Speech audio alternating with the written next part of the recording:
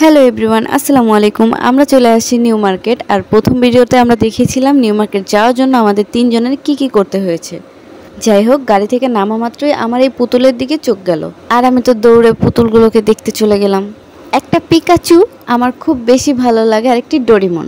পুতুলগুলো এত বেশি কিউট ছিল, কিন্তু আমি এত গরিব তাই পুতুলগুলো কিনতে পারিনি। তাই অভিমান করে চলে এসে রাস্তার পাশে বসে আপেল খেতে শুরু করি।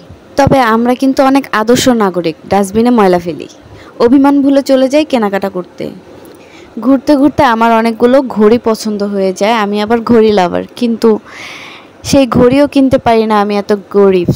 ঘড়িগুলো খুব বেশি সুন্দর ছিল। যাই হোক, আজকে নিউ মার্কেট যাওয়ার আমাদের একটাই উদ্দেশ্য ছিল যে আমরা 3 ফ্রেন্ড মিলে একই রকমের ড্রেস কিনবো।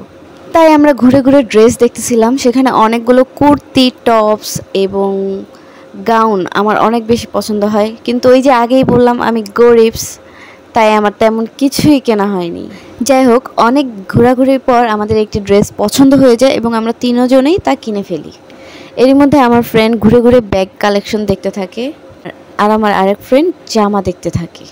আর আমি একটি বান্দা, পুরাই লস প্রজেক্ট। যেখানেই যাই না কেন অসুস্থ হয়ে পড়ি। আমি বসে বসে শুধু আমার ফ্রেন্ডদের কাজ কারবার দেখতেছিলাম। তারা আমার অসুস্থতা দেখে তাড়াতাড়ি আমাকে নিয়ে রেস্টুরেন্টে ঢুকে গেল। তারপর আমাকে ঠান্ডা খাইয়ে ঠান্ডা করার ব্যবস্থা। আর এত গরমে ঠান্ডা দেখা মাত্রই আমার পুরাই দিল খুশ। তিনজনে মিলে আগে ভরপুর খাওয়া দাওয়া করি, তারপর কিছুক্ষণ রেস্ট নিয়ে নেমে পড়ি আবার অল্প কিছু কেনাকাটায়। এরপর এখান থেকে কিছু কসমেটিক আইটেম কিনে আমি একদম টায়ার্ড হয়ে বাসায় রওনা দিয়ে দিই, কারণ আমার বাসাটা ছিল সব থেকে বেশি দূরে। আজকে আমার এই আন্ডা মার্কা ব্লগটি এই পর্যন্তই। দেখা হবে পরবর্তী আরেকটি ব্লগে। সবাই লাইক, কমেন্ট, শেয়ার করে পাশে থাকবেন। আল্লাহ হাফেজ।